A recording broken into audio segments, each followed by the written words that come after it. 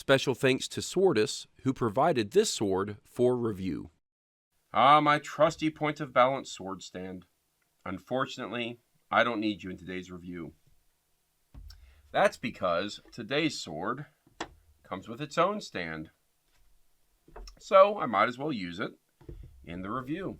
It's part of the product after all. Okay, I think I'm ready to try to start this review, one that is guaranteed to be chock full of nothing but mispronunciations. But here it goes. This is the sword of the king of GouJian. Let's take a look.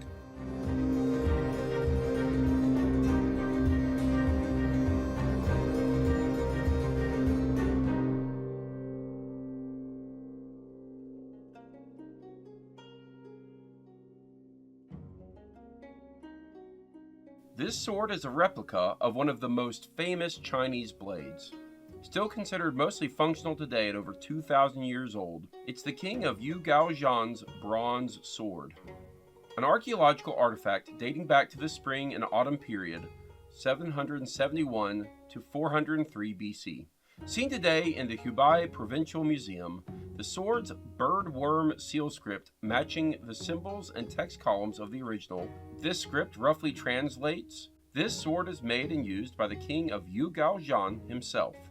The blade, made from pure bronze, just like the original, boasts the identical X-like patterns spanning its entire length. The handle, made of brass, features an authentic ribbed and circled pommel at the bottom. It's an outstanding storytelling piece representing humanity's initial sword crafting, making it an ideal addition to any sword collection.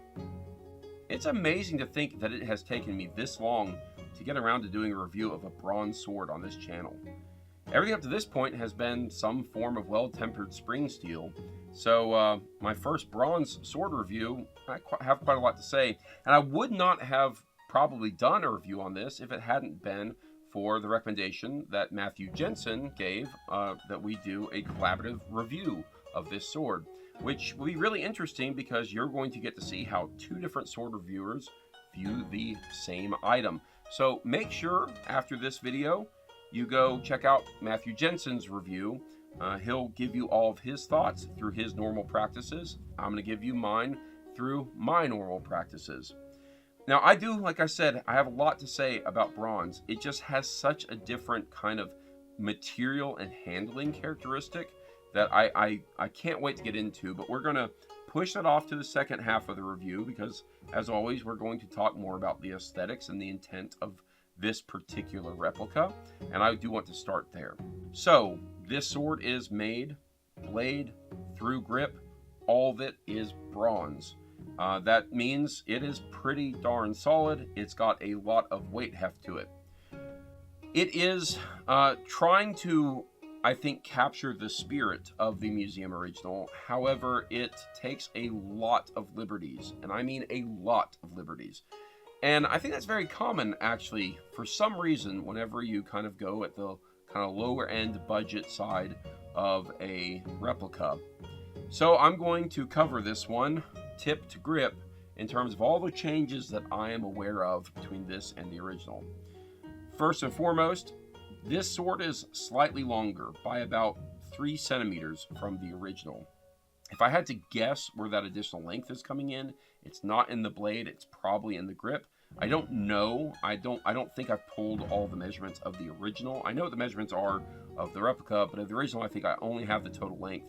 And I believe if kind of general practices that are out there of replicas has been any use case, it's going to be the grip. They probably lengthen the grip for the modern hand is the only way I can put that. We see that a lot with Viking era replicas. So the blade is probably about the same length as the original. But the blade is very different. It has a completely different blade profile. The original is something of a diamond cross-section, maybe even a slight hollow grind cross-section. This one is a double fuller with a pretty large primary bevel. Also, the blade is more narrow, especially as it approaches the hilt itself, specifically where it meets, because in the original, the blade is flush with the hilt. It goes straight into the hilt, basically. There is no standoff like there is in this one, where you have about I'd say roughly maybe a centimeter, a little bit less than a centimeter standoff between the edge of the blade and what is ostensibly the cross guard here. And that does mean that this replica gives you a fractional bit of hand guard, whereas the original would have none of that. And honestly, in my experiences looking at most bronze swords don't have a guard of any kind. That's just kind of not what they were thinking about when they were building it. So it is a little bit odd to see this shaped a little bit differently. Also, this kind of cross guard piece is a little bit thicker. I'd say it's probably about half a centimeter thicker, just looking at the pictures of the original and this one. And I think that is to basically accommodate what I think is also a thicker blade cross section. So the whole thing feels a little bit more hefty than the original probably does. My guess would be the original has a little bit more, I would just say it's probably a little bit lighter, and it's probably a little bit more fragile in its construction. So this is meant to maybe stand up to a little bit more of a beating, which is an interesting element of it that we'll get to later. Another notable difference is actually here in the cross, where you don't necessarily have inset gems, but you do have the spaces where they maybe would have gone. In the original, I think there are a few gems actually still intact.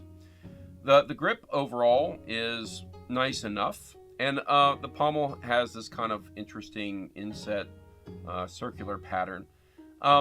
It's fine. It is a little bit odd that it is a perfect circle grip. I'm not sure exactly how it is in the original. I guess it's probably pretty similar. I mean, you're talking about an age where the swords are being made where the idea of having great edge alignment may not be in the forethought of the sword design yet.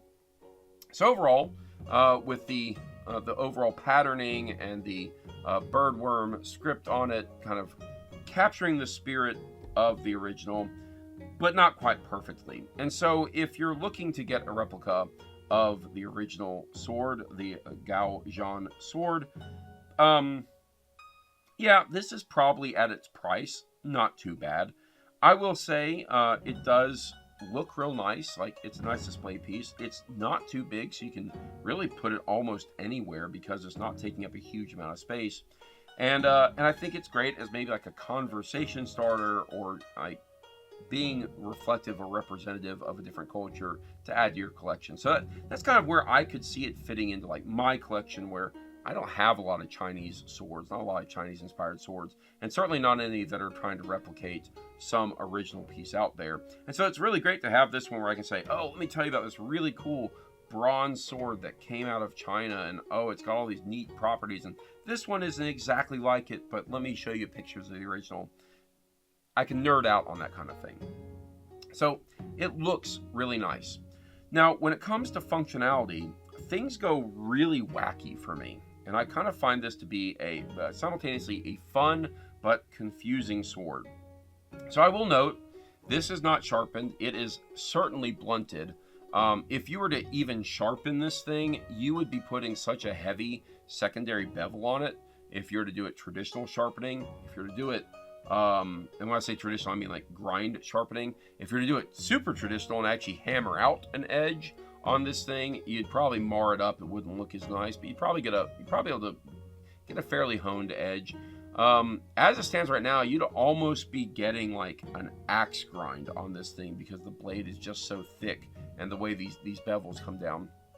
But it's manufactured, it's sent blunt, so I'm reviewing it as a blunt sword. I review things as they come, generally speaking. I did use it. I went and I hit it against some blocks of wood. I did that both for building the Swords Dynamics graph, which I will get to in a little bit, as well as just to practice with it outside against basically a wooden pell. And it held up. It's got a little bit of kind of cosmetic marring, but no real dings to it. It actually chipped away at the wood, so it almost had the properties of an axe cutting into some wood, which was pretty interesting. So the handling characteristics are where it gets kind of fun and wacky, though.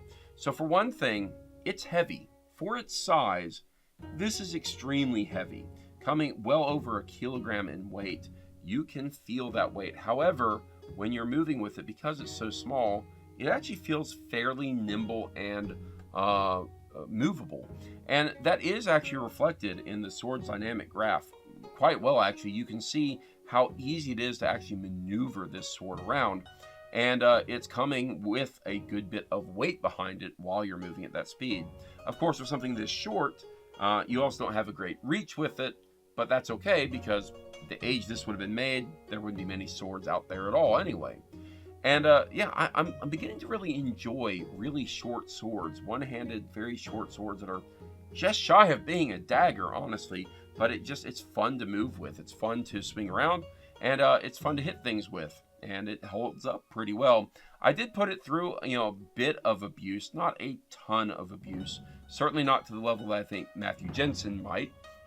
I've got no rattling, no nothing with this. It's still just as solid as when I first got it out of the box, which I think is pretty good. I think if I put it through a lot more, I could maybe loosen it. And I'm not entirely clear exactly how this has been implemented in terms of construction. I did talk to Matthew a bit about this sword kind of on the side. I try not to sway my review any, but we were talking a little bit about construction, and he said that he thinks it has a pin construction because there is that gap in between the blade and the beginning of the hilt. So the blade is certainly separate. It's not a single molded piece. And, okay, so maybe I'm not seeing any of that yet, so I can't personally attest to how I think it is constructed, but it does look like it's two separate pieces put together somehow. But they seem pretty darn solid, and this whole thing feels very solid. Also, again, looking at the dynamics graph, I did put in vibration nodes, but to be very clear, like,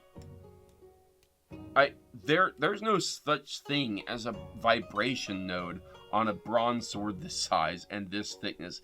It doesn't wobble. It has no flex to it. It is just like a solid chunk of metal. And that made it really hard to kind of fill out the dynamics graph in terms of what I'd normally put in there. I did kind of get a rough estimate of where I think the vibration node would be, doing a wood block test, which is where you strike the wood until it kind of feels like you're transferring the most energy through. And then I put the other vibration node right about here in the handle, which is kind of a default if you don't have a better place to put it. So yeah, this becomes a very interesting, fun, nimble sword, but with no flex and with a perfectly round grip. You have no real chance at great edge alignment.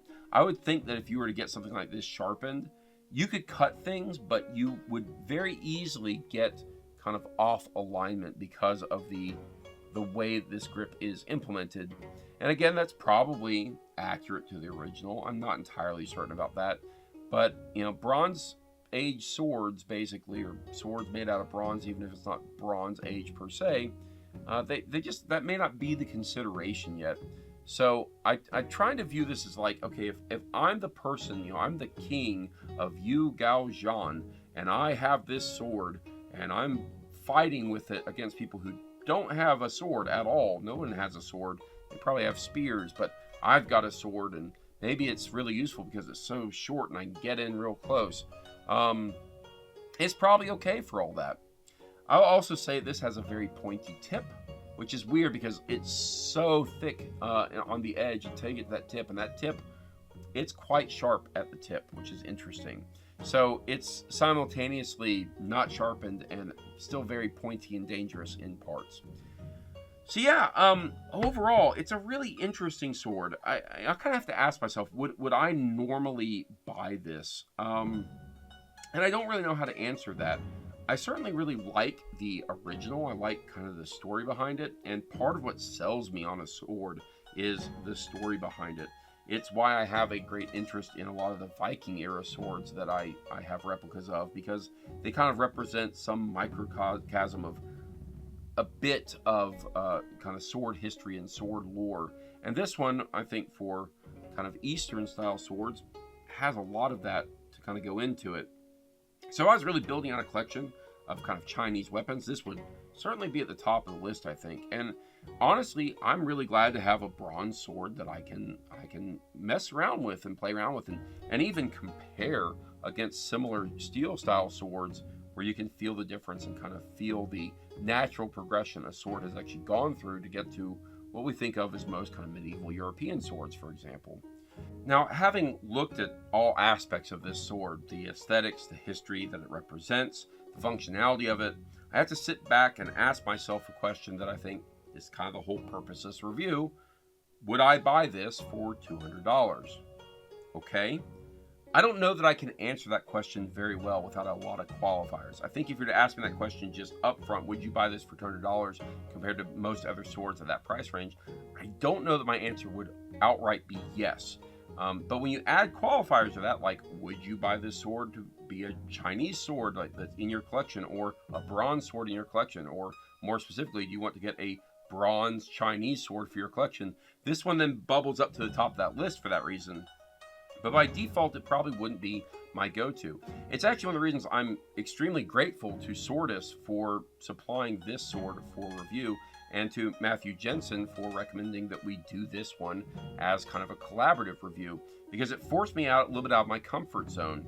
And having the opportunity, it does give me a slight different sense on how I would answer the question of would I buy this, because now I think of, oh, well, I'm not just buying a Chinese bronze sword, but I'm also buying potentially the opportunity to handle a sword that has material and handling properties that are different from what I'm used to. It's not only representative of a culture and a history and a functional piece, but it's also representative of my own personal experience getting hands-on with a sword like this. And so that has a value of its own as well. So I think for like a potential customer looking at the sword, you kind of have to ask yourself the same question. Do I want to add a bronze sword to my collection? If so, do I want it to be this sword? Am I highly interested in kind of Chinese history? And I think that's all how you'd have to kind of answer this. I do think I have poked around. There are varying prices on this sword, and it is manufactured in China. I'm going to stress that because usually that comes with a little bit of a stigma of low quality in terms of implementation. This one actually seems to bust that trend a little bit. It feels really well put together. It hasn't really gotten loose, as I've said. The implementation of it is really quite beautiful. They've done a really good job doing all of the kind of inlaid patterning and all the rest of it with these X patterns up and down the blade. So the whole thing does actually feel and look pretty nice, and it operates really well on the multiple fronts you'd want out of a sword that you're gonna spend some money on. It looks nice. It's a nice display piece. It's functional. Doesn't have an edge, but it's functional, and you could probably make it more functional if you wanted to add an edge yourself. So overall, yeah, like other swords of this type, it's probably around the same price point, that $200 price point, and it might feel really worth it if that's what you're looking for. I will say one of the challenges for me in this review is that this is also the first of its kind for me. I haven't handled a lot of bronze swords, a lot of bronze age replicas. I don't have a great set of comparison, both for bronze as well as for Chinese swords. It's just not my forte. It's not where kind of the core of my interest in my sword collection and my channel has been. But it has certainly been enlightening, and it does actually make me interested in seeing and comparing to other bronze swords. It kind of makes me want to seek out a couple other bronze style swords of maybe different regional persuasions or sizes or something, to begin to understand it as a comparison tool. So as it stands right now, I do think if you're in the market for a bronze Chinese sword, this is a really good one. Sure, you can compare it to other ones. You might like the visual aesthetics of other ones. You might feel like the construction methodologies on other ones are better. I don't have a lot to be able to express there, but I think this one, if you're asking me, bronze Chinese sword, I think I could give it a good recommendation. I just don't have a great kind of breadth of experience for comparison, generally speaking. I'm also not certain like what the lower end price range on a bronze sword is. I'm sure you could probably get fairly low, but again, I think this one has a nice quality to it. So I will also note, just as I'm wrapping up the review, this does come with a couple other things. It comes in this box that is, quite frankly, really poorly put together. You can see it's got like the yellow fabric kind of sticking out here and there that's on the inside of this thing. And it comes with this somewhat decorative dragony like sword carrying case, which I have no idea how you would use this with this sword, because this doesn't come with a sheath, and because it doesn't come with a sheath, you will poke a hole right through this bag. So I don't know what good this is, but yeah, the whole thing comes in this box. You have to assemble the stand. It's a pretty easy assembly. You can basically just do it with your fingers. It has a couple screws in the bottom. So this is kind of the whole collection you get: the bag, the stand, the box, and the sword.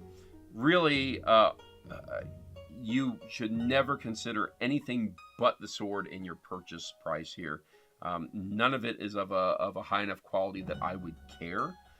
In fact, here we go. Come back, point of balance sword stand. I actually like you more. Yeah, it's if you don't have another stand, it's fine. But there we go. I like my point of balance sword stand.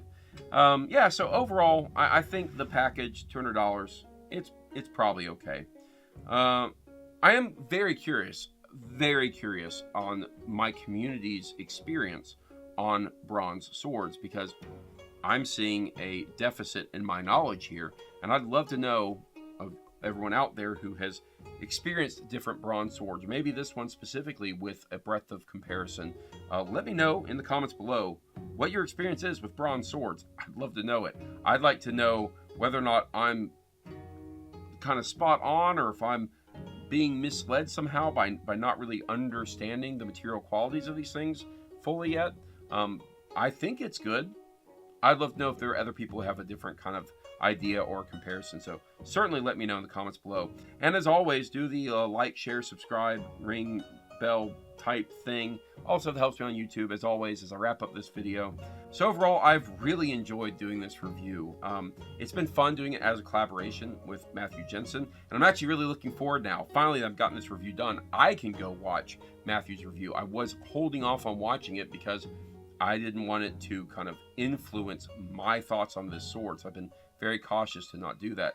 Now I'm excited to go see what he has to say about it, because he's got a whole different background and breadth of knowledge than me, and he might have completely different thoughts. So it's going to be really interesting to see where we overlap on our thoughts on this sword.